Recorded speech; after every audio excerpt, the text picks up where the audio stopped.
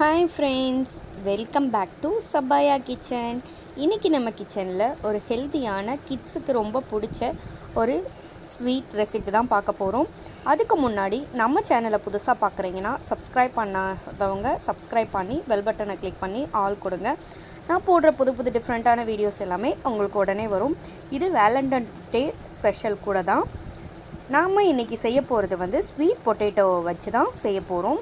இதை நல்லா கார்னரை கட் பண்ணி விட்டுட்டு நல்லா வாஷ் பண்ணி இந்த மாதிரி ஒரு ஓட்டை போட்ட சட்டியில் வேக வச்சு எடுத்துக்க போகிறோம். இது இல்லைன்னா பரவாயில்ல, நீங்கள் இட்லி குக்கரில் கூட ஆவி போட்டு வச்சுக்கலாம். இந்த மாதிரி ஆவி வெளியே வராத அளவுக்கு ஒரு மூடி போட்டு ஒரு பாத்திரத்தில் தண்ணியை ஹீட் பண்ணிக்கோங்க. ஹீட் பண்ணிவிட்டு இந்த மாதிரி கேப் தெரியாமல், ஏன்னா அந்த ஆவி வெளியே வந்ததுன்னா அது வேகிறதுக்கு லேட் ஆகும். ஸோ இந்த மாதிரி வச்சு நல்லா வேக வச்சு எடுத்துக்கோங்க. வெந்துருச்சான்னு பார்க்குறதுக்கு நம்ம ஒரு குத்தி பார்த்தாலே நமக்கு தெரியும். இங்கே பாருங்கள், நல்லா வெந்து வந்துருச்சு. ஒரு கத்தி எடுத்து நீங்கள் குத்தி பார்த்தீங்கன்னா அது வெந்தது தெரியும். நான் இப்போ இதில் 3 பீஸை எடுத்து வச்சுட்டேன். இதில் போலி செய்ய போகிறேன். அது அடுத்த வீடியோவில் உங்களுக்கு அப்லோட் பண்ணுறேன். இப்போது இதை தோலை ரிமூவ் பண்ணி எடுத்து வச்சுக்கோங்க. அப்புறம் சுகர் அது ஆல்ரெடி இனிப்பாக இருக்கும். கொஞ்சம் எக்ஸ்ட்ரா சேர்த்துக்கிட்டிங்கன்னா குழந்தைங்க இன்னும் லைக் பண்ணி சாப்பிடுவாங்க. ஸோ அதனால தான்.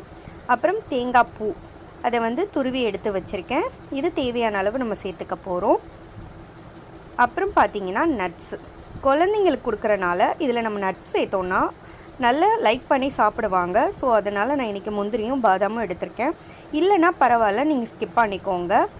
இது ரிமூவ் பண்ணிவிட்டு, தோலை ரிமூவ் பண்ணிவிட்டு இந்த மாதிரி நல்லா மசிச்சு எடுத்துக்கோங்க. ஆறின பிறகு நல்லா இந்த மாதிரி மசிச்சு எடுத்துக்கோங்க, கட்டி இல்லாமல்.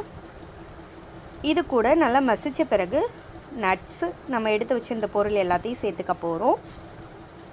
சுகர் கொஞ்சமாக சேர்த்துக்கோங்க, ஒரு 2 டீஸ்பூன் அளவுக்கு போதும், ரொம்ப சேர்த்துற வேண்டாம். அப்புறம் தேங்காய் பூ ஒரு 3 டீஸ்பூன் அளவுக்கு நான் சேர்க்குறேன். ஏன்னா 3 கிழங்கு தான் நான் எடுத்திருக்கேன், அதனால் 3 டீஸ்பூன் அளவுக்கு சேர்த்துருக்கேன். இதை நல்லா பிசைஞ்சு விட்டு ஃபுல்லாக மிக்ஸ் பண்ணி எடுத்துக்கோங்க. அந்த சர்க்கரை, நட்ஸு, தேங்காய் பூ எல்லாம் மிக்ஸ் ஆகி வரணும். இதை நீங்கள் இப்படி கொலக்கட்டை மாதிரி என்ன ஷேப்பில் வேணாலும் குழந்தைங்களுக்கு கொடுக்கலாம். குழந்தைங்க எந்த மாதிரி லைக் பண்ணுவாங்களோ அந்த மாதிரி லைக் பண்ணுற மாதிரி நீங்கள் செஞ்சு கொடுங்க. கையில் கொஞ்சமாக நெய் தடவிட்டு என்ன ஷேப் வேணுமோ அந்த மாதிரி எடுத்துக்கோங்க. நான் இன்றைக்கி ரவுண்ட் ஷேப்பும் ஹார்ட் ஷேப்பும் செய்ய போகிறேன். இந்த மாதிரி ரவுண்ட் ஷேப் பண்ணிக்கோங்க. ஹார்ட் ஷேப் உங்கள் ஹஸ்பண்ட் அந்த மாதிரி யாருக்காவது கொடுக்குறதா இருந்தால் நீங்கள் ஹார்ட் ஷேப் பண்ணிக்கோங்க.